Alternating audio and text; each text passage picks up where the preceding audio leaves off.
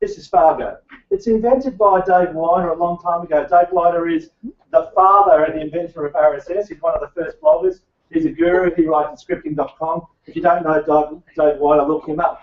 And Dave Weiner invented Fargo, outlines. And an outliner is a hierarchical thing. And Fargo actually is in the browser, so it works with any of your things that have browsers, and it communicates with Dropbox. So you're going to have Dropbox and you've got to link it. And basically what you can do with an outliner, why it's so great, it's great for organising ideas. So Cameron and I, both when we start doing something, well, if I prepared for this, we would actually start jotting down some ideas. And you can put some ideas, when Cameron indented that, you can actually make things. And then to organise it, to zoom back, you can actually minimise things by clicking on it and it sucks it back up. So it's great for organising, expanding ideas. So if you're organising a presentation, you've got to write, and you're organising just ideas in general. And if you decide that your structure doesn't work, you can actually move them up too. So you can bring them left, so that puts it underneath the thing. You can actually change the order anytime you want. You can drag them with the arrow, or you can use Command U to change the order. So it allows you to brainstorm your ideas, and it allows you to get a whole heap of information. I'm doing my PhD at the moment, and I've got a single outline where I actually keep all my readings, all my ideas, all my terms, and I just use it to describe and to do that. So we use it for lots of things. It's good if you're an organised person. It's also good if you're not an organised person. Now, Cameron is an organised person, and he got in, and I'm not an organised person. So Cameron actually allocated me 4 minutes to introduce it. I've got no idea if I've spoken to 4 minutes about. Cameron, who was organised for him to talk about something next. So I'm going to get onto the computer, and he's going to start talking about whatever he's going to talk about. So one of the other interesting things about Fargo, and there's lots of outlining tools that are available, and you can even do this in, say, Microsoft Word or in Google Docs, but the great thing about Fargo is that it's got an extra feature on top of it, and Dave Weiner, who's obviously been very interested in publishing to the web because he's been blogging for about 20 years now, is looking at different ways of getting this information actually published online. So Fargo also has within it a blogging platform. So you will be doing your writing directly into Fargo, and then you've got the chance to publish it to your blog. And at the moment, all of your data is stored in Dropbox, and Dave has built the bit on top of it that kind of sets up your blog. You can get a URL, and I'll show you what my blog looks like in a minute. And it's the first time, and I used to do a lot of writing when I was in my job 2 jobs ago when I worked at the State Library. This is the first writing tool that I've used that actually makes me want to write rather than I feel like I'm kind of forcing it. The other thing I know that Dave is kind of a bit frustrated with Twitter and the fact that it only is 140 characters and that it belongs to someone else when you are posting on there. So he's looked at ways to build this in so you can actually microblog on the site with a little bit longer than 140 characters. And the last thing that he's done is he's built a little bookmarklet so you can also actually save bookmarks into your Fargo outlines, which means that you can kind of start to build it a bit like Digo does or Delicious or any of those social bookmarking tools as well.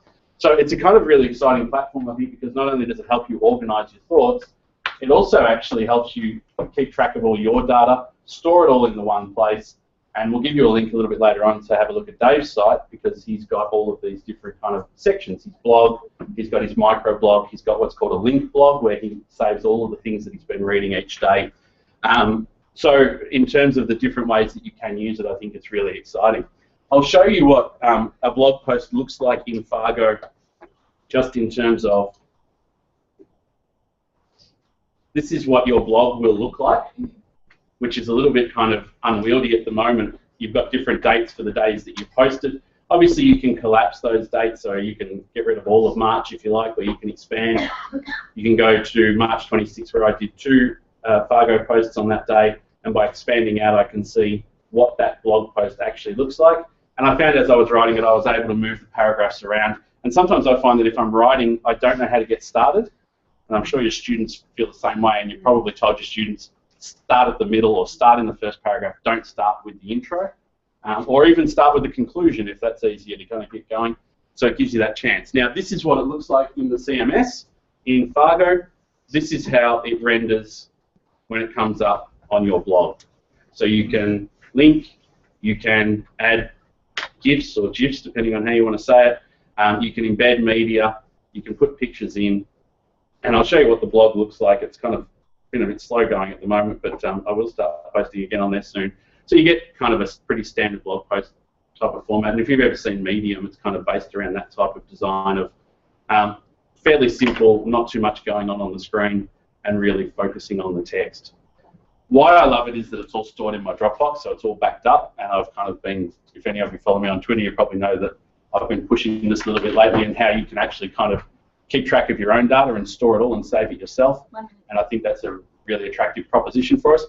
I think one of the limitations at the moment is it's still in development, so the outlining part is really good, and it's really solid, and it works really well. The blogging stuff will sometimes break, so, you know, kind of, if you've got thousands and thousands of readers, and I'm sure some of you are very popular on your blogs, you might not want to move over to that platform just yet. You know, just wait so you can keep your royalty checks coming in from all of your blogging. But at this stage, I think it's worth exploring and experimenting with, and we'd love to hear how you think you might use it with students or how students might use it in class.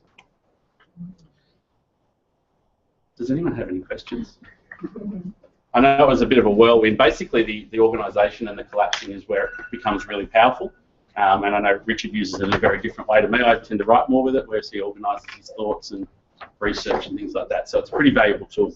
It's free. It's your files in Dropbox. Do yourself a favour. Fargo.io. Thank you.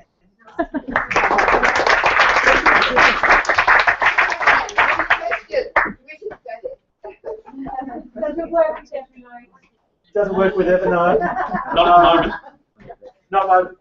No. One of the limitations is it saves in a file format which is Dave White is the inventor of RSS, and OPML is sort of like RSS, like an XML file. One sort of the drawbacks is, besides when the rendering, he does have a viewer where you can actually see it in text and you don't have that. But a drawback is it is hard to get the content and copy and paste in other ways. Microsoft Word does have a view of an outlining view. So outliners are pretty crappy outliners, but outliners are actually built into Microsoft Word. And Beck brings up an interesting point about Evernote. If you're interested in looking at these blog platforms that are now built on top of your data, like Fargo is built on top of your Dropbox data, Evernote has a blogging platform that's attached to it called Pistachio. So if you want to go down that path, you can do a Pistachio blog with your Evernote instead. There's also another one for WordPress called Sentiment. Okay, so we're seeing this kind of, I think that the data is not always stored so much on that website anymore, that it's a skin that goes over the top of your data in another platform that's more maybe easy to back up. Can you animate it a bit like Prezi at all? There is a presentation mode that he's put in. I think at this stage it's more for text. Yep. It'll be interesting to see where it goes next in terms of being able to embed and that type of stuff, but not at the moment. It's not going to do any of those kind of fabulous presentation. But Jay Rosen, who's kind of pretty big in the journalism world, he gave a keynote a little while ago and he used Fargo to present. But he was going down that path of, I think, going more with text than anything else. But there is a presentation mode that's being developed. And Dave has open sourced 90% of the code is on GitHub, and some geeky people have done some pretty cool things with it. So I think we'll see more and more people. Right. I was just wondering how Fargo could be used to support visual thinking.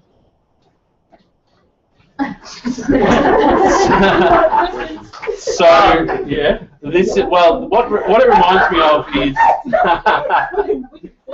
That's a great question. Yeah. I think the short answer would be no, it doesn't. If any, I remember using Inspiration at one stage, and that was the visual, and then you would go to that outline mode and it would do it for you. And I think there's kind of that value in, if you were going to write a huge long essay, you wouldn't do it in a mind mapper, but this is kind of gives you that extra level. And I think, as Richard was saying, that as this is being pushed out, if it starts to get adopted, that people will probably start to build tools that plug into Fargo and maybe, make more visual outlines and things like that. But at the same time, the levels do give you that visual thing. And I've got, as I said, I've got my PhD study in one outline. And the important things are on top level. And then when I see something's new gets introduced, that becomes a new top level, a new second level inside my ideas part. So in a very basic way, it does do that, because how deep something is, And I do it when I'm organising presentations. I do it when I've got to write major pieces of writing. I do that, And you can start. The point is, you can start anywhere. You can just dump everything, and it can be good ideas, bad ideas, and you don't need to.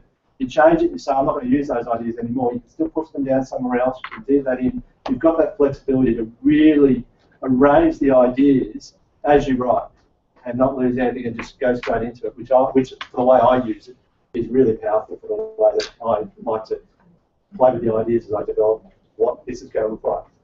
Andrew? I know, but is it collaborative? Can more one? No. You can watch someone else's outline. You can't get in and do it unless you were to set up a shared Dropbox. Would be the one way, I guess, that you would do a No, not just that's that, but you would, if you make an outline public, you would be able to then watch that person's outline in your Fargo. It's kind of, at the moment, this is the problem with it, that it's very kind of, there's all this new language around what it actually means, and it's kind of hard to wrap our heads around, but it's exciting. So they have their own RSS feed, so you can just subscribe Yes. to a feed, like Yeah. Feedly, and watch the Yeah, and Dave's a bit angry at Feedly at the moment because of the way it's handling the shorter posts that he does that don't have titles and aren't those kind of long blog posts. Yeah. So because he worked on RSS when it was first coming out, his argument would be that Twitter is an example of what an RSS feed could be if it was done in that way, that you could do short blog posts that don't have to have all the bells and whistles. He's got this thing called a River, which I haven't explored, which is some other software which basically drags in Twitter links and other things, based on a hashtag, but it can also drag in stuff from OPML files, so then you can actually say this is what the stuff is, and so he's got those sort of things as well. So this is Dave's blog here, and he's got kind of each day, these are some of his short posts or just links that he's shared or longer blog posts, and then under that he's also got his rivers where he's dragging in things that he's interested in. So I think he's really looking at the way that you can make information work for you, and moving away from platforms that are maybe a bit more proprietary and locked in, and but at least your data's still all there, just in a different format, I guess, and one that's not all that easy to use sometimes. Thank you. Thank you.